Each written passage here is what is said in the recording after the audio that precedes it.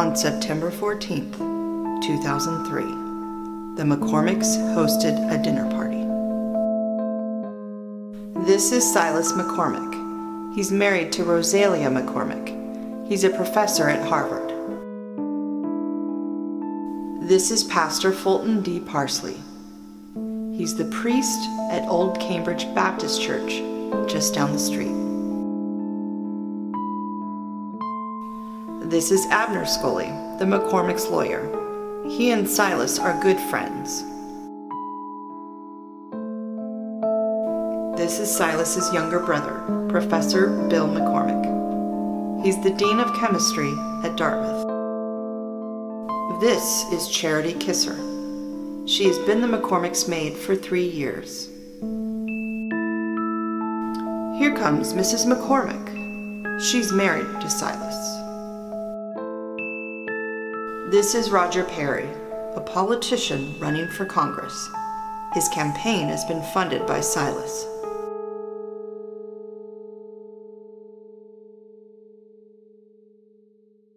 It is now December 13th, 2003.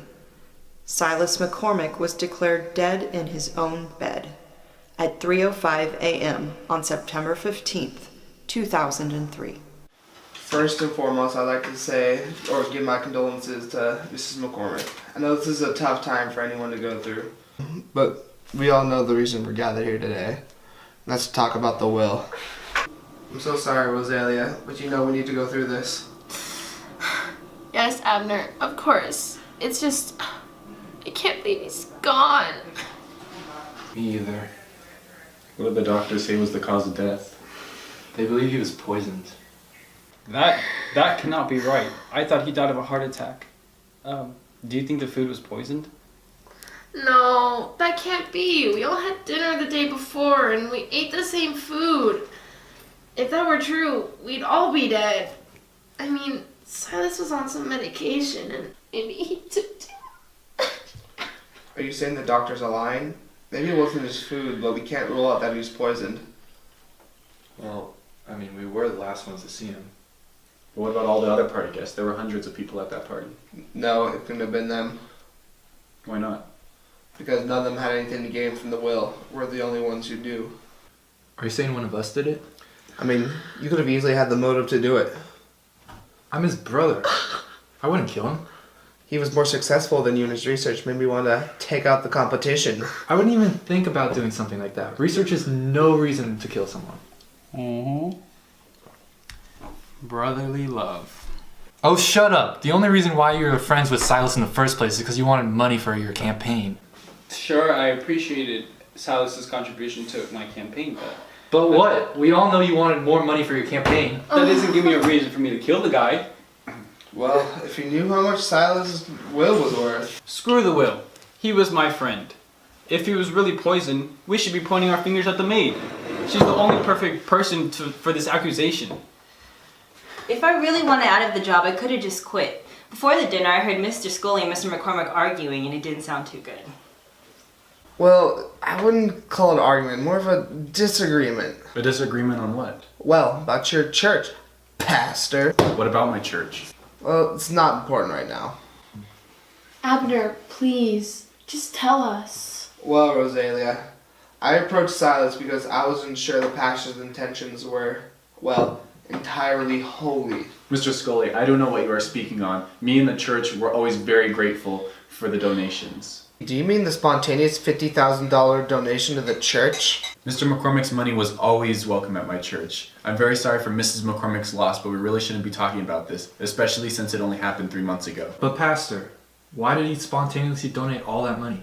I mean, he wasn't exactly a church man. The only thing worth keeping that much at church is if he was hiding something. Sounds like Mr. Perry is no stranger to covering up his actions. Maybe that's why you need all your money.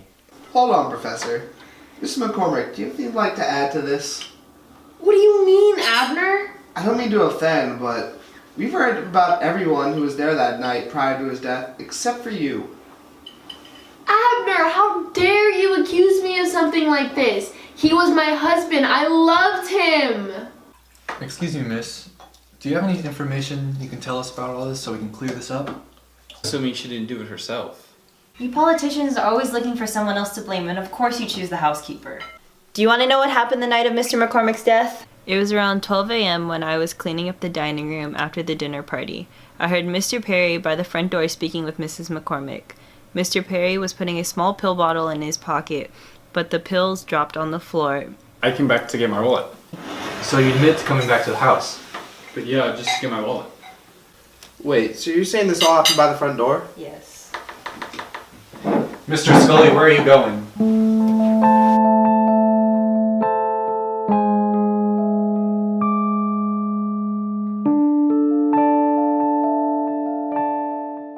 Aha! Let me take a look at that. Sure there, Bill. Look at this. Is that the pill that killed Silas? I think so. Can I have it for the doctor to examine? Just to check it out. Okay, I guess. How do you explain that, Mr. Perry? The pill easily could have been in anybody's coat. Enough of the lies, Perry!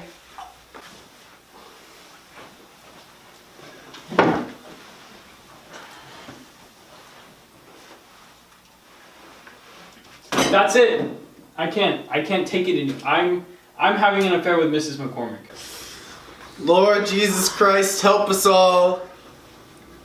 But that still doesn't explain the pills. They weren't my pills. I was just hiding them. But then whose pills were they? But there was. Oh my god. What? My goodness. Are you okay? Perry! Perry! Mr. Perry! Mrs. McKormick's wrongdoing was found out by the group that night. Her only financial support was from Mr. McKormick. She didn't want Mr. McKormick to find out about the affair and demand a divorce because he was her only source of financial support. Without his money, she'd be homeless, living on the street. She had poisoned Roger's drink in an effort to keep the affair a secret. Her plan was to kill her husband, get the money from the will, and continue the relationship with Roger Perry. The plan was foiled, and now she's spending the rest of her days in a heavily guarded prison.